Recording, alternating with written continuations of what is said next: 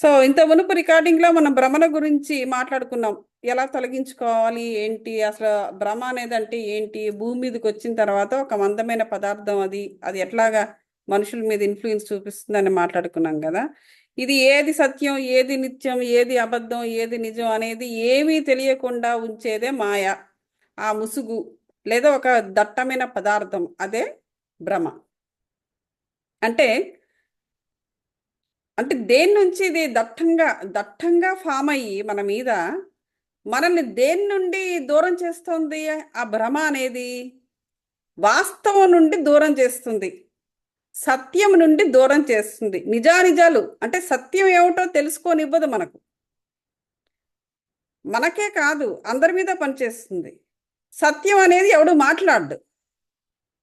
ఎందుకంటే ఏది దాచాలి, ఏది దాచకూడదు, ఎక్కడ సత్యం మాట్లాడాలి, ఎక్కడ సత్యం మాట్లాడకూడదు, ఎక్కడ సత్యం మాట్లాడాలి, ఎక్కడ అబద్ధం ఆడాలి, ఎక్కడ ఆడకూడదు, ఈ ఈ విచక్షణలు ఏవి కూడా మానవులకు ఉండవు.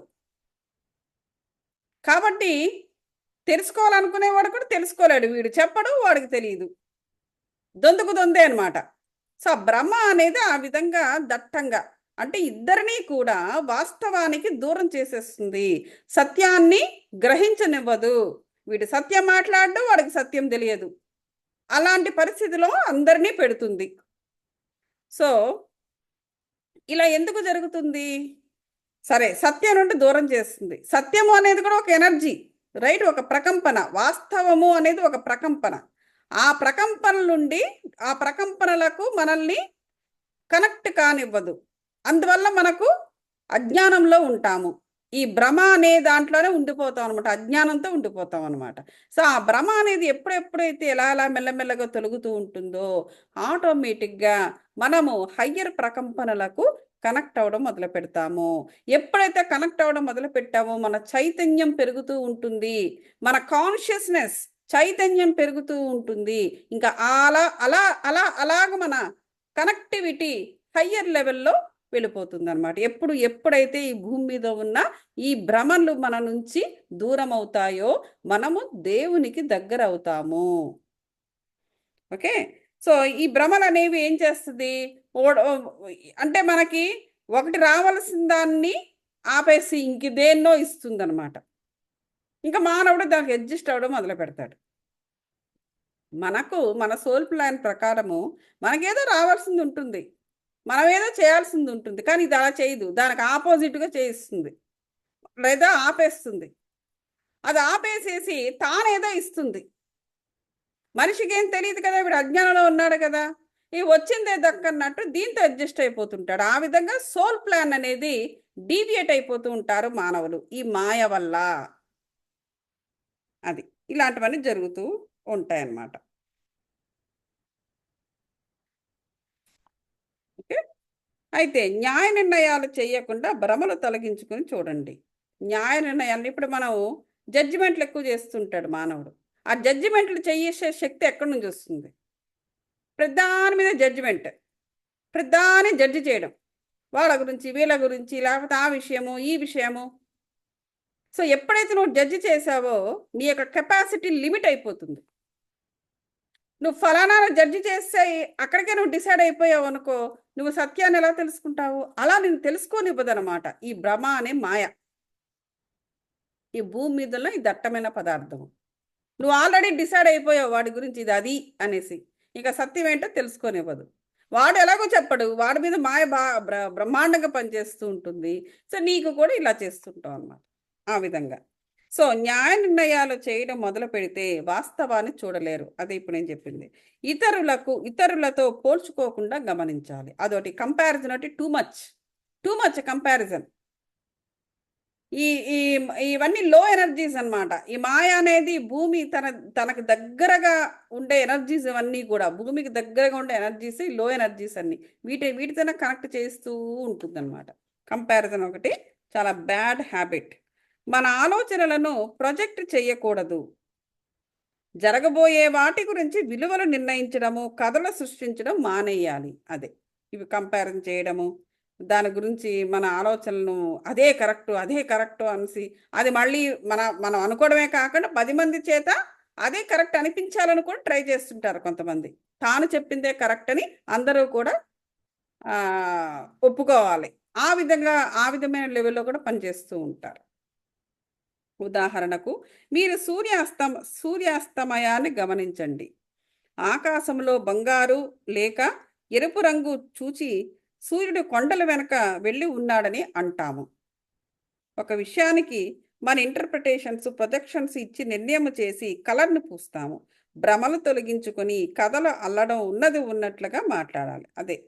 సో, సూర్యుడు కూడా అంతే కదా! మనకి కొండల వెనకాతల ఉన్నట్టుగా మన బొమ్మలు కూడా అలాగే గీస్తూ ఉంటారు.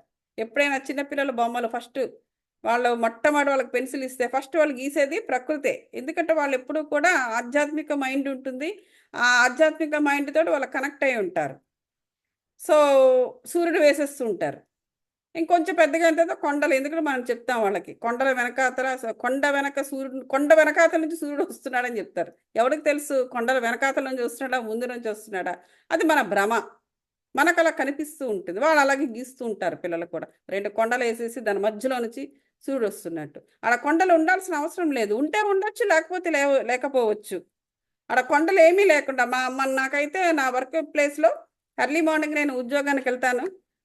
పార్కింగ్ లాట్ ఉంటుంది. ఆ పార్కింగ్ లాట్ నుంచి నాకు రౌండ్ కనిపిస్తుంటాడతను. అక్కడ ఏ కొండ లేదు. సో, మనకి భ్రమ. కొండల వెనక నుంచి వస్తున్నాడు అనేసి. అసలు యాక్చువల్‌గా చెప్పాలంటే నేను నా దగ్గర పిక్చర్ పెడతాను. నాది నార్త్ ఈస్ట్ ఫేసింగు. నేను ఇలాగ ఆహ్, ఇటుపక్క ఇలాగ నేను బయటికి రాంగానే సూర్యుడు నాకలా ఎదురుగుండా కనిపిస్తాడతను. అక్కడ ఏ కొండ లేదు. రోడ్డుంటుంది.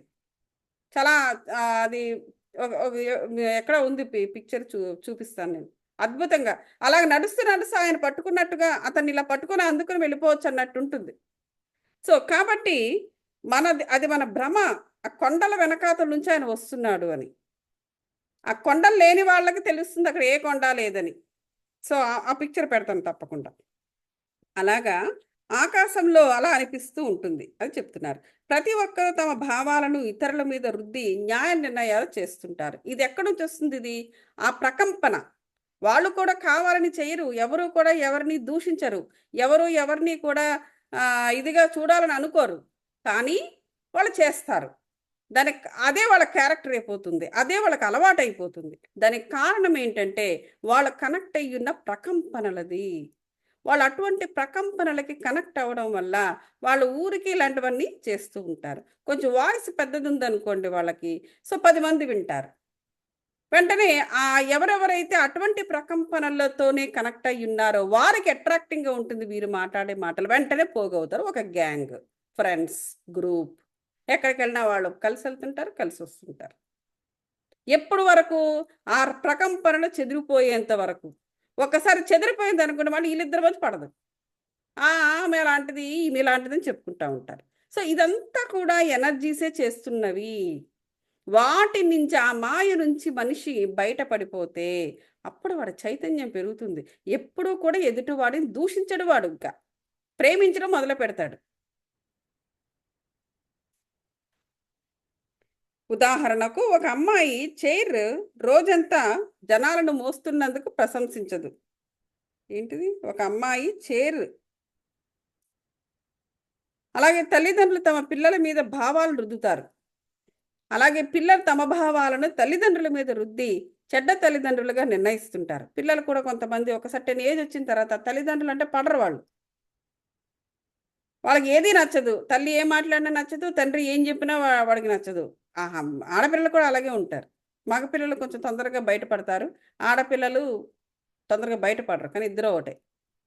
సో, తల్లిదండ్రులు తమ పిల్లల మీద భావాలను రుద్దుతూ ఉంటారు. వీళ్ళు కూడా చేస్తూ ఉంటారు. చిన్నప్పుడు వాళ్ళకి ఇలా చేయొద్దు, అలా చేయొద్దు అని చెప్పడము, వాళ్ళని ఒక మంచి మార్గంలో పెట్టడము, ఆ పెద్దరికాన్ని నిర్వహించడం వీళ్ళకి అలవాటైపోతుంది. ఇంకా వాళ్ళు పెద్దవాళ్ళయిన తర్వాత ఇంకా ఆ రోల్ వదిలేయాలి తల్లిదండ్రులు. వాళ్ళు వదలరు. ఆ రోల్ వదిలేసేసి మరో రోల్ పుచ్చుకోవాలి. గురుస్థానంలో వాళ్ళ వాళ్ళ వాళ్ళ ఒక ఒక వాళ్ళు ఒక మంచి మాటలు చెప్పి వాళ్ళకు నచ్చిన విధంగా మంచి మాటలు చెప్పి వాళ్ళు మరొక మార్గంలో ఏ స్పిరిచ్యువల్ మార్గంలోనో పెట్టగలిగే పరిస్థితిలో ఉంటే, ఈ తల్లిదండ్రులు ఇంకా గురుస్థానంలో ఉంటూ ఒక గురువు రోలు వాళ్ళు ప్లే చేయాలి. అటువంటి స్థాయిలో లేకపోతే దట్స్ ఓకే. వాళ్ళ ఇద్దరు అవసరం ఏంటో వచ్చి మాట్లాడతారు, లేకపోతే లేదు. వీళ్ళు కొత్త వ్యాపకాలు ఏవో సృష్టించుకుని వాటిల్లో బిజీ అయిపోవాలి. సో వీళ్ళు అలా చెయ్యరు. ఇంకా వాళ్ళకేంటంటే ఇంకా తల్లిదండ్రుల మీద వాళ్ళ భావాలు, కొంతమంది పిల్లలు ఉంటారు ఎక్కడెక్కడో ఫ్రెండ్స్, ఎవరెవరో రకరకాల చుట్టాలు, లేకపోతే ఏవేవో చూసి వాళ్ళు కూడా జడ్జిమెంట్లు చేసుకుని వాళ్ళు కూడా రకరకాల ఇలాంటి ప్రకంపనలతోనే వాళ్ళు కనెక్ట్ అవుతారు. సో వాటన్నిటినీ కూడా తల్లిదండ్రులు కూడా ఇలాంటి వాళ్ళేనేమో అనేటువంటి భావాలతోటి వీళ్ళు ఏం చెప్పినా, అదిగో నువ్వు కూడా వాళ్ళలాగే బిహేవ్ చేస్తున్నావు అమ్మా, లేకపోతే అదిగో నాన్న అని చెప్పేసి ఈ తన తల్లిదండ్రులని చెడ్డ తల్లిదండ్రులుగా వీళ్ళు చిత్రీకరిస్తుంటారు. ఎక్కడెక్కడో ఏదేదో చూసి, ఎక్కడెక్కడో ఏదేదో విని, వేరే వాళ్ళ గురించి విని వీళ్ళు దాన్ని తన తల్లిదండ్రులకు ఆపాదించి వీళ్ళు ఏం చెప్పినా వాళ్ళు పడకుండా పోతుంటారు. సో ఇలాగ కూడా కొన్ని ఉంటూ ఉంటాయి. సో ఈ ఈ ప్రాబ్లమ్స్ అన్నీ కూడా ఏమైంది, ఈ ప్రాబ్లమ్స్ అన్నీ కూడా ఎందుకు మనుషుల మధ్య జరుగుతున్నాయి అంటే ఈ ప్రకంపనలే, ఈ మాయ అనే ప్రకంపనలే అలా చేస్తూ ఉంటాయి. మనుషుల మధ్య నాటకాలు చేయిస్తూ ఉంటాయన్నమాట. ఈ నాటకాలన్నింటినీ వదిలేయాలి అంటే ముందు ఆ ప్రకంపనలో నుంచి బయటపడాలి మానవుడు. అంతేకాని తమ కోసం తమ తల్లిదండ్రులు కష్టపెడుతున్నామని వాళ్ళకి అనిపించదు. చూసారా పాపము, వాళ్ళు కూడా కావాలని చేయటం లేదు పిల్లలు.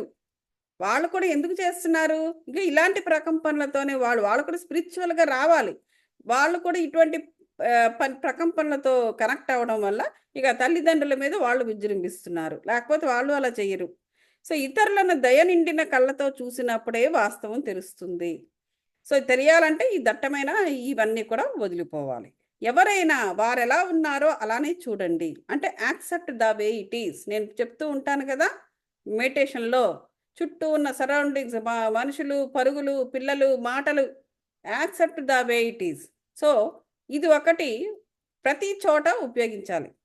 న్యాయ నిర్ణయాలు చెయ్యవద్దు. ప్రతి ఒక్కరిలోనూ ఏదో ప్రత్యేకత ఉంటుంది, దాన్ని చూడటానికి ప్రయత్నం చేయాలి. ప్రతి ఒక్కరికి ప్రేమను, కాంతిని తమ కళ్ళ ద్వారా, హృదయం ద్వారా పంపండి.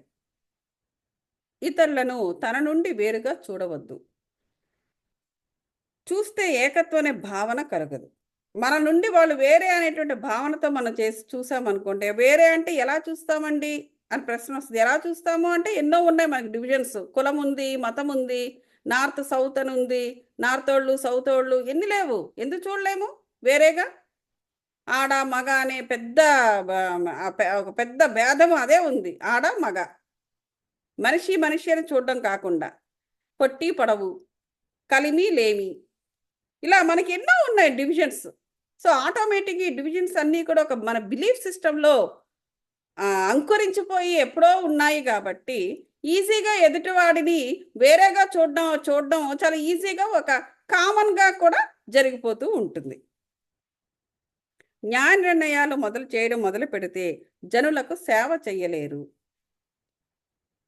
అప్పుడు సేవ చేయకపోతే ఏమవుతుంది? వరల్డ్ సర్వర్స్ కాలేరు. మన వరల్డ్ సర్వర్స్ అవ్వడానికి ఏ విధంగా మన సాధన కూడా చేశాము, అది అవ్వాలి. ఆ కాన్షియస్నెస్ మన ద్వారం ఓపెన్ చేసి అవతలకు పక్కకు వెళ్ళాలి అంటే ఈ ఏకత్వం అనేది చాలా ఇంపార్టెంట్. ఈ జన్మలో కాకపోతే వచ్చే జన్మకి ఎలాగైనా ఆ ఏకత్వాన్ని మనం సాధించుకోవాలి. ఆల్రెడీ ముందు జన్మల్లో సాధించి ఉండి ఇప్పుడు నివురుగప్పు నిప్పుల్లో ఇప్పుడు ఉంటే ఇలాంటి సాధనలు చేసినప్పుడు బయటపడతాయి. అలా కానప్పుడు వచ్చే జన్మకైనా సరే ఏకత్వాన్ని సాధించుకుని తీరాలి. ఇప్పటి నుంచి ప్రాక్టీస్ చేస్తే నెక్స్ట్ జన్మకైనా వస్తుంది. డిపెండ్స్ ఎంత దూరంలో ఉన్నామో ద్వారానికి అన్న దాన్ని బట్టి ఉంటుంది. మీ పూర్ణాత్మ మిమ్మల్ని జడ్జి చేయదు. పూర్ణాత్మ ఎందుకు జడ్జి చేస్తుంది? చేయదు.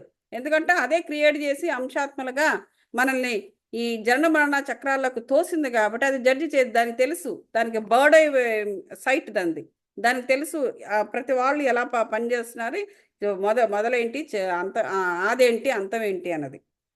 మీలో ఎంతో అందము మంచి ఉన్నా మీకు ప్రేమను కాంతిని పంపుతుంది. మీరు కూడా ఇతరులను వారెలా ఉన్నా ప్రేమను కాంతిని పంపండి అది చెప్తున్నది.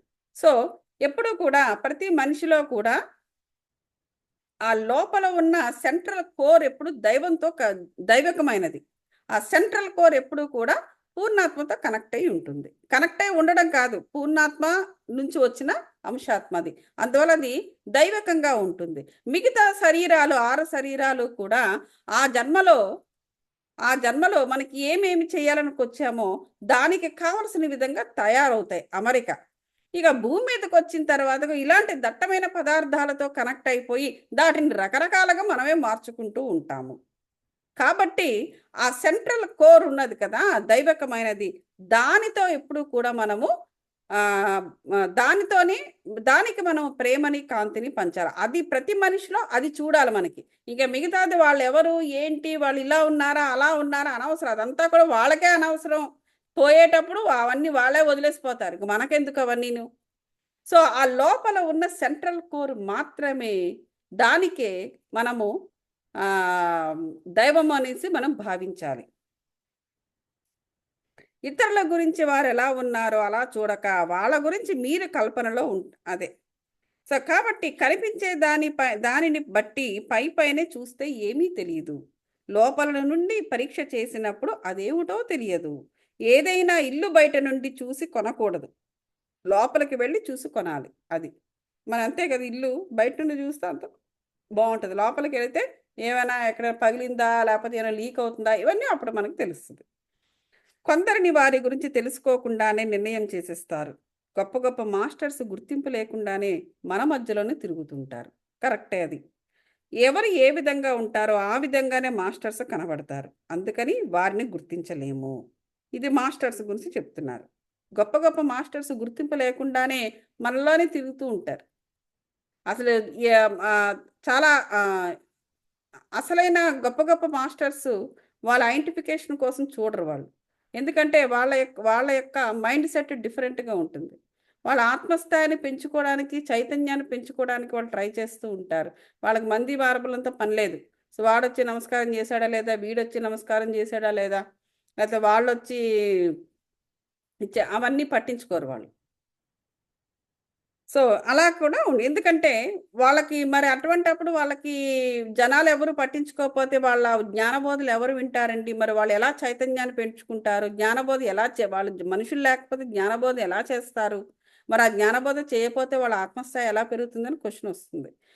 ప్రకృతే వాళ్లకు ఏ టైంకి ఎవరికి వాళ్ళ అవసరం ఉంటుందో ఆ అవసరానికి తగ్గట్టుగా మనుషుల్ని అదే అరేంజ్ చేస్తుంది ప్రకృతి.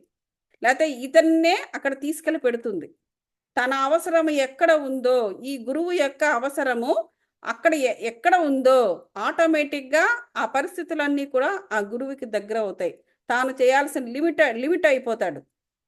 చాలామంది అంత పెద్ద పెద్ద రమణ మహర్షి వీళ్ళందరూ కొన్నాళ్ళు పోయిన తర్వాత అసలు ఈ ప్రపంచాన్ని వదిలేసి వెళ్ళిపోతారండి. వీళ్ళ జనాలే పరిగెట్టుకుని వెళ్ళి వాళ్ళ కాళ్ళకు నమస్కారాలు చేసి వస్తుంటారే తప్ప ఇంకా వాళ్ళు పట్టించుకోరు. ఎందుకంటే ప్రకృతి వాళ్ళకు ఒక స్థాయి వచ్చేసిన తర్వాత అదే టేక్ కేర్ చేస్తుంది.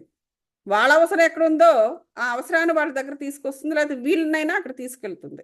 ఇంకా జనాలతో ఇది లేదు. ఇంక జనాలు గోల, కాంపిటీషను, ఈ కంపారిజన్లు, నువ్వెంత నేనెంత, నువ్వేనా, నేను చేశాను, నేను కూడా ఇదే, నేను అదే, నాకు ఇంతమంది శిష్యులు ఉన్నారు, నాకు ఇంతమంది, ఇవన్నీ గోలల్లో వాళ్ళు ఉండరు. ఇంకా అవసరం లేదు కూడా. అదనమాట. ఎవరినైనా చూసేటప్పుడు వారి యొక్క పూర్తి చిత్రాన్ని చూస్తే గాని వారేం ప్లే చేస్తున్నారో తెలుస్తుంది. కనిపించే దాని యొక్క వెనకాతలో ఉన్న పూర్ణాత్మ యొక్క వాస్తవాన్ని చూడాలి. అది వారేమి చేసినా అది వారి యొక్క లక్ష్యానికి తగినట్లుగా ఉంటుంది. ఉదాహరణకు ఎవరైనా టైపింగ్ ఉద్యోగం చేస్తూ ఉంటే వారి మైండ్, చేతులు ఒకదానికొకటి అవ్వడానికి అయి ఉంటుంది. అది అంటే ఇప్పుడు టైపింగ్, ఇప్పుడు వాళ్ళు చేసే ఉద్యోగాన్ని ఇప్పుడు చెప్తున్నారు. ఇప్పుడు ఏంటంటే వాళ్ళ సోల్ ప్లాన్ ఇక్కడ చిన్నగా మాట్లాడుతున్నాడు. సోల్ ప్లాన్లో ఏముంటుంది? ఇప్పుడు ఆ పూర్ణాత్మ యొక్క అంటే ఆ లక్ష్యము, ఆ వ్యక్తి, ఆ మనిషి లేదా ఆత్మ ఈ భూమి మీదకి వచ్చింది తన సోల్ ప్లాన్తో, ఏదో ఒక లక్ష్యంతో వచ్చింది. సో ఆ లక్ష్యానికి సంబంధించిన విధంగానే ఆ పనులు కూడా చేస్తుంది ఆత్మ బాడీతో. ఇప్పుడు ఫర్ ఉదాహరణకు ఇక్కడ ఒక వ్యక్తి టైపింగ్ ఉద్యోగం చేస్తున్నాడు, టైపిస్ట్. సో ఆ టైపిస్ట్గా ఉండడము అనేది అతని సోల్ ప్లాన్లో ఉంది. దానికి తగినట్టుగానే అతని మైండ్ చేతులు అమరి ఉంటాయి. ఇప్పుడు చాలామంది చూడండి చేసేస్తూ ఉంటారు. కొంతమంది టిక్కు టిక్కు టిక్కు టిక్కుని చూసుకుని కొడుతూ ఉంటారు. సో కొంతమందికి ఆ అమరిక, ఆ మైండ్ అమరిక ఆ 2 కూడా అలా సెట్ అయిపోద్ది. చాలా తొందరగా టైపింగ్ నేర్చుకుంటారు. మరి కొంతమందికి అసలు రాదు. ఇంకెవరినో పెట్టుకుంటారు. ఎందుకంటే వాళ్ళకి ఆ సోల్ ప్లాన్‌లో లేదు. వాళ్ళకి ఆ అమరికనే కలిగి లేరు. అలా అన్నమాట. ఆమె చేతుల ద్వారా చేయడానికి ఎందుకు అలా ఉంటుందంటే అది ఆవిడ సోల్ ప్లాన్ కావచ్చు. ఆవిడకి అవసరం కావచ్చు. ఆమె చేతుల ద్వారా చేయడానికి ఉన్నత మార్గంలో ఆమెకు ఉద్యోగం అవసరం. భూమి మీద అలవాట్లను, ఉద్యోగాలను బట్టి వారు ఏమిటి అనేది చెప్పలేము కానీ, తరచి చూస్తే లోతైన అర్థాలు ఉంటాయి. అది కూడా వారి ఉన్నత లక్ష్యానికి కనెక్ట్ అయి ఉంటుంది. అదే. ఇప్పుడు నేను చెప్పిందే అది. అది వాళ్ళ సోల్ ప్లాన్‌కి కనెక్ట్ అయి ఉంటుంది వారు చేస్తున్న జాబ్స్ కూడా. అందుకే ఆ సోల్ ప్లాన్‌లో ఏ జాబ్ ఎటువంటి ఆ లక్ష్యానికి తగిన జాబులు చేస్తేనే వీళ్ళు అందులో ఎదుగుతారు, మంచి పేరు తెచ్చుకుంటారు, మంచి లాభాలొస్తూ ఉంటాయి. ఇలాంటివన్నీ జరుగుతూ ఉంటుంది. ఆధ్యాత్మికంగా పరిణితి చెందిన ఉన్నత జీవులు ఫేమస్ అవ్వాలనేమీ లేదు. చూసారా? ఇవి కేర్ చేయరు. అదే ఇందాక నేను చెప్పాను గదా! ఆధ్యాత్మికంగా ఒక ఇదిలో ఉన్నప్పుడు జనాలు వస్తున్నారా లేదా, గుడ్ మార్నింగ్ చెప్తున్నారా ఏమైనా పట్టించుకోరని చెప్పాను గదా! అదే ఇక్కడ చెప్తున్నారు. ఆధ్యాత్మికంగా పరిణితి చెందిన ఉన్నత జీవులు ఫేమస్ అవ్వాలనేమీ లేదు. చాలామంది ఉన్నత జీవులు ఒంటరిగా ఉంటూ టెలిపతి ద్వారా పనిచేస్తూ ఉంటారు. అవేకనింగ్ సోల్స్ మార్గం చూపిస్తూ, కాంతి ప్రసారం చేస్తూ, అవేకనింగ్ కాల్స్ కోసం సమాధానాలు పంపిస్తాయి. ఈ అవేకనింగ్ సోల్స్ ఉంటాయి కదా! యాస్ట్రల్ సోల్స్ ఉంటాయి కదా! సో, అవి వీళ్ళకి మార్గాలను చూపిస్తూ, ఆ మార్గంలో వీళ్ళు వెళ్ళే మార్గంలో కాంతిని నింపుతూ ఉంటాయి. ఇంక ఈ ఈ ఈ ఈ గందరగోళంతో ఏం పని వాళ్ళకి? ఇంక ఈ గందరగోళంలో ఉండాల్సిన పనేం లేదు. ఎందుకంటే వాళ్ళకి ఆల్రెడీ అప్పర్ లోకాలకు, ఉన్నత లోకాలకు వాళ్ళు కనెక్ట్ అవుతూ అన్నీ అక్కడి నుంచి వాళ్ళకొస్తున్నప్పుడు ఈ గోలంతా ఎందుకు పడాలి? ఆల్రెడీ పడే వాళ్ళు ఆ స్థాయికెళ్లారు. ఇంకా ఇంక మళ్ళీ ఈ కిందన ఉండడానికి ఇష్టపడరింక. సో, ఇంక వాళ్ళ ధ్యేయము డిఫరెంట్ అయిపోతుంది. వాళ్ళ యొక్క లక్ష్యాలు డిఫరెంట్ అయిపోయి మిగతా పనులు చేస్తూ ఉంటారు అని చెబుతున్నారిక్కడ. వీరు ఎక్కువగా తోటమాలి ఇటువంటి వాళ్ళంట ఈ ప్రకృతి నుంచి అవేకెనింగ్ మెసేజెస్, కాల్స్ తీసుకునే ఆధ్యాత్మిక జీవులట ఎక్కువగా ఈ తోటమాలులుగా తోటల్లో ఉండడము, ప్రకృతి విహారము, పిల్లలకు ఉపాధ్యాయులుగా ఉండడము, లేదా ఈ కేర్ టేకర్స్‌గా అంటే ఏదైనా కూడా సేవ చేయాలి గదా! సేవకులుగా ఇలాగ ఉంటూ ఉంటారంట. వాలంటీర్స్‌గా ఎక్కువ ఆశ్రమాల్లో వాలంటీర్స్‌గా కూడా వెళ్ళిపోతూ ఉంటారంట. అది వాళ్ళ సోల్ ప్లాన్ అది. సోల్ ప్లాన్ అది. ధనము ప్లస్ పేరు అనేవి ఒక మనిషి యొక్క ఎన్‌లైటన్‌మెంట్‌ని చూపించవు. ఉన్నతంగా పరిణితి చెందిన మరియు తక్కువ పరిణితి చెందిన వారికి కూడా పేరు ప్రతిష్టలు మరియు ధనం. ధనము, పేరు అనేవి ఎన్‌లైటన్‌మెంట్‌ని చూపించవు. ఎన్‌లైటన్‌మెంట్ అనేది డిఫరెంట్ అది. అది ఉన్నత జ్ఞానము. దాన్ని కలగాలంటే నీ చైతన్యం పెరగాలి. ఇక్కడ ఏమంటున్నారంటే ధనము, పేరు అనేవి అవేకెనింగ్ సోల్స్‌కి ఉండాలనేం లేదు. ఉన్నతంగా పరిణితి చెందినా, తక్కువ పరిణితి చెందినా కూడా ఈ పేరు ప్రతిష్టలు, ధనము మనుషులకు ఉంటూ ఉంటాయి. అంతా ఎందుకు దుర్మార్గులకు కూడా ధనం ఉంటుంది. దుర్మార్గపు పనులు చేస్తుంటారు, ధనం సంపాదిస్తూ ఉంటారు. ఇల్లీగల్ పనులు చేస్తుంటారు, ధనం సంపాదిస్తూ ఉంటారు. సో, ఈ ధనము అనేది కేవలము ఆధ్యాత్మికంగా ఉన్న వాళ్ళ దగ్గరనో, లేకపోతే ఎన్‌లైటన్‌మెంట్ ఉన్న వాళ్ళ దగ్గరనో, లేపోతే గొప్ప పండితుల దగ్గరనో ఉండాలనేం లేదు. ధనం ఎవరి దగ్గరైనా ఉంటుంది. పేరు ప్రతిష్టలు ఎవరికైనా రావచ్చు. చీకటి బ్లాక్ మార్కెటింగ్ చేయవచ్చు. లేకపోతే చీకటి వ్యాపారాలు చేయవచ్చు. బయట పగలేమో బడా వ్యాపారులుగా చేయవచ్చు. సినిమాల్లో చూస్తున్నాం గదా! సో, కాబట్టి ఎన్‌లైటన్‌మెంట్ అనేది ఎవడి సొత్తు కాదు. దాన్ని అది ఒక స్థితి. ఎన్‌లైటన్‌మెంట్ అంటే ఒక జ్ఞానోదయం అనేది ఒక స్థితి. ఆ స్థితిలోకి వెళ్ళడానికి నీకు ధనము, పేరు ప్రతిష్టలు అవసరం లేదు. అందువల్ల ఆ స్థితిలోకి వెళ్ళిన వాళ్ళకు ఈ మంది, మార్బలం, ఈ గోల, గందరగోళంతో పని లేదు వాళ్ళకు అనేసి ఇక్కడ చెబుతున్నారు. అది విషయము. మనం ఇక్కడితో ఆపుదాము. రేపు ఇతరుల ఆలోచనలు మరి నమ్మకాలు విలువ తెలియకుండా అంగీకరించడం ద్వారా భ్రమలు ఏర్పడుతుంటాయి. భ్రమలనేవి ఎలా ఏర్పడుతుంటాయి అనే దాన్ని నెక్స్ట్ మనం రేపు చెప్పుకుందాం. ఏదైనా క్వశ్చన్స్ ఉంటే నన్ను అడగొచ్చు మాస్టర్స్. Any questions?